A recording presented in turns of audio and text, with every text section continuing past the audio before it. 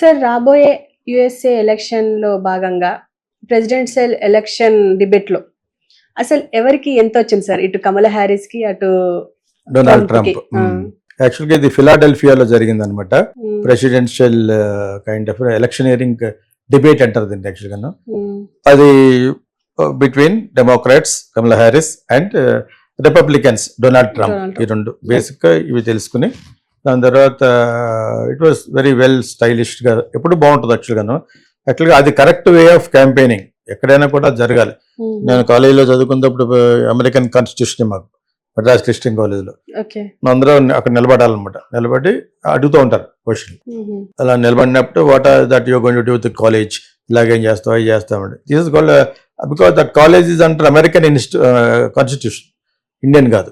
So ఇండియాలో is different. Going for campaign వెళ్తారు, campaigning వెళ్తూ ఉంటారు, వీళ్ళ పాపకుండా చేస్తూ ఉంటారు. ఇప్పుడు ఆల్మోస్ట్ అమెరికా కూడా చాలా క్లోజ్ టు ఇండియన్ టైప్ అయిపోయింది.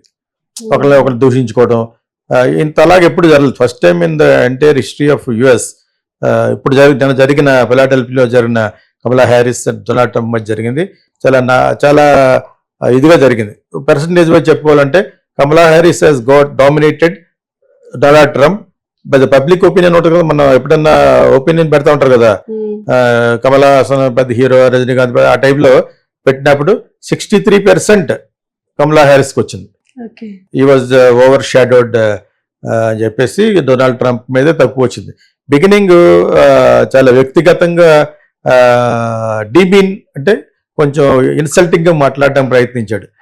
Indian origin, Indians are almost like blacks అని కింద ఇలాగ ఈ కలర్ రేషియల్ గురించి కొంచెం నాటీగా మాట్లాడాడు. గర్వం అతనికి.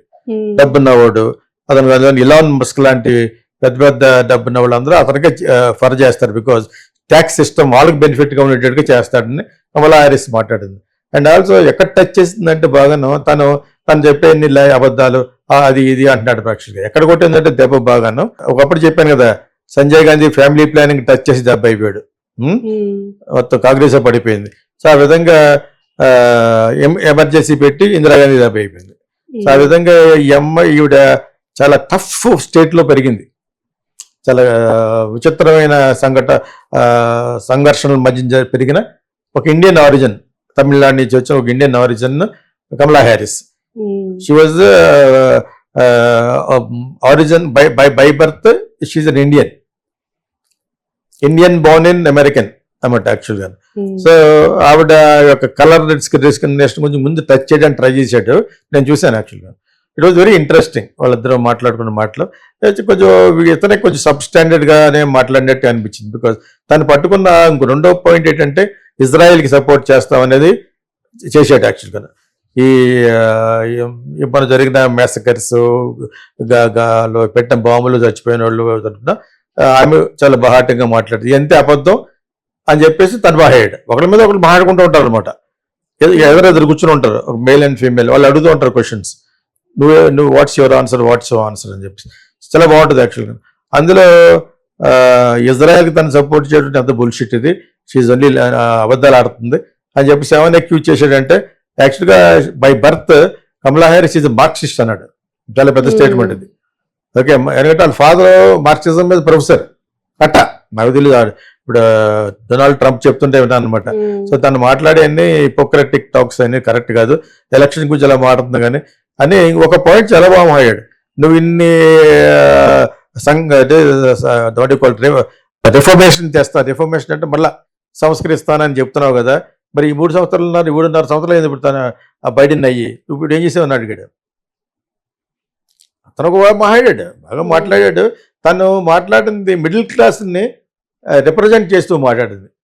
మిడిల్ క్లాస్ రిప్రజెంటేటివ్ చేసి మాట్లాడితే ఎవడన్నా పడిపోతాడు. ఇప్పుడు పవన్ కళ్యాణ్కి అక్కడే వచ్చింది, మరి మీకు అర్థమైంది మీకు.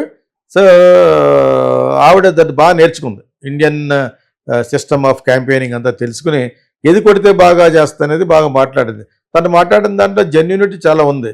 నేను చెప్పేది మేము ఒకవేళ వస్తే పార్టీలోకి మేము చేసే ఎవరికి ఎక్కువ లబ్ధి చేస్తాము, మిడిల్ క్లాస్ పీపుల్ వాళ్ళ బతకాలి, వాళ్ళ బతకనివ్వాలి. You have to let them live అని చెప్పేసి వాళ్ళకి తక్కువ ట్యాక్స్ సిస్టమ్ అని. అదే ట్రంప్ అయితే ఓన్లీ మిలియనర్స్కే బాగుంటుందని, అది వాటి కరెక్ట్ పాయింట్. అంటే అతను వేరే లైఫ్ తెలియదు. Donald Trump doesn't know how a man is living and homeless అంటారు అక్కడ. ఇక్కడ డబ్బు లేని వాళ్ళు అంటాం కదా, అక్కడ హోమ్లెస్ బాగా చీరాని జీతంలో బతికేవాడు ఎలా బతుకుతారో ట్రంప్కి తెలియదు. Trump is born rich fellow, is a very rich fellow. His father has asked him to go out and do this that and all, నువ్వు నిరూపించుకుని రమ్మన్నాడు కానీ పేరు ఉంటుంది కదా. సో ఆ విధంగా ట్రంప్కి బేసికల్గా మిడిల్ క్లాస్ మీద మంచి నమ్మకం లేదు. ఇంకా ఎలాన్ మస్క్ ఉంది, మిడిల్ క్లాస్ వాడు, బిలో అబౌవ్ మిడిల్ క్లాస్ వాడు ఈ టైప్ కారు కొంటాడు, ఈ టైప్ ఇది కొంటాడు. అతను తెలివైనడు, అతను వాడుకుంటా ప్రయత్నిస్తున్నాడు. The first trillionaire Elon Musk the entire world. So అతను లాంటి వాళ్ళు చాలామంది ఎవరికి సపోర్ట్ చేస్తారు అతనికి, డొనాల్డ్ ట్రంప్కి. సో డొనాల్డ్ ట్రంప్కి పవర్టీ మీద మంచి విశ్లేషణ చేయలేడు. తను బతికింది ప్లేస్ కూడా చాలా నటోరియస్ ప్లేస్ అట. కమలా హ్యారిస్ చిన్నప్పటి నుంచి ఒక మదర్ పెంచింది, ఎలా ఉంటుంది, చాలా టఫ్గా పెరిగి ఉంటుంది, అన్నీ చూసేసింది, అన్ని రకాల లైఫ్ చూసింది తను అటువంటిది ఈ రోజున one of the center of the attraction గా నిలబడింది అంటే democrats. It's one of the great achievement by her. ఆవిడ టచ్ చేసిన ఇంకొక మంచి పాయింట్ ఏంటంటే Trump is the man who abuses women hood అని. ఎలాగంటే he doesn't have a good opinion about abortion. What is there, abortion అవ్వాలి, what is there, ఎందుకు పెద్దలలో ఎందుకు అన్నట్టుగానే మొత్తంగా వాళ్ళ యొక్క వాదన కరెక్ట్ కాదు. విమెన్స్ బాడీ మీద విమెన్స్కి రైట్ లేకుండా ఎలాగని మాట్లాడింది. అక్కడ కొట్టేసింది, అక్కడ మంచి పేరు వచ్చేసింది. చాలా కంట్రీల్లో abortion is a crime, it's illegal. మన కంట్రీలో కూడా ఉన్నా. అలాగే ఈథునేషియా అంటారు, మెర్సీ కిల్లింగ్. పెంచలేని వాళ్ళు, గొద్దు నాకు చచ్చిపోవాలనుకునే ముసలి వాళ్ళు చచ్చిపోనివ్వాలి. నా ఉద్దేశ ప్రకారంగా ఈథునేషియా అంటే మెర్సీ కిల్లింగ్ రైటే అంటాను. రోజుకి ఒక గ్లాసు పాలు కూడా ఇవ్వలేని వాళ్ళు తల్లిదండ్రులకి ఓల్డ్ ఏజ్ హోమ్లో పాడేసి ఎంత మానసిక శోభ తెలుసా. ఓల్డ్ ఏజ్ హోమ్లో రిచ్ పీపుల్ ఉంటారు, ఇంకా వాళ్ళు సరే ఒక నెలకు ₹1,00,000 కట్టేవాళ్ళు తప్పితే మిగతా వాళ్ళు అందరూ చాలా దయనీయంగా నడుచుకుంటూ, భార్య ఉంటే భార్యతో పాటు నడుచుకుంటూ, అది చూడలేము మీరు, అలా దిగుబడేస్తారు. అని ఎన్నో షార్ట్ ఫిల్మ్లు ఉన్నాయి. ఓకే, సో ఒక తండ్రి కొడుకుని పెట్టి తల్లి తండ్రి నాకు పెట్టి వాళ్ళకి ఏదో అబద్ధవాడి వచ్చేస్తాడు అనమాట. సో అప్పుడు కొడుకు అంటాడు పక్క సీట్లో కూర్చున్నవాడు, ఓకే నేను కూడా ఇలాగ నిన్న వదిలేయాలా అంటాడు అనమాట. నెక్స్ట్ జనరేషన్ అడుగుతుంది ఏంటి అంటే అవన్నీ నేర్చుకుంటాడు కదా తండ్రి దగ్గర. సో ఇది కూడా నేర్చుకున్నాడు అనమాట. సో ఆ విధంగా చాలా హృదయ విదారంగా ఉంటుంది. దాంట్లో కూడా మంచి ఉంది, చెడు ఉంది. కొంతమంది అలా పెట్టడమే మంచిగానే ఫీల్ అవుతారు కొడుకులు.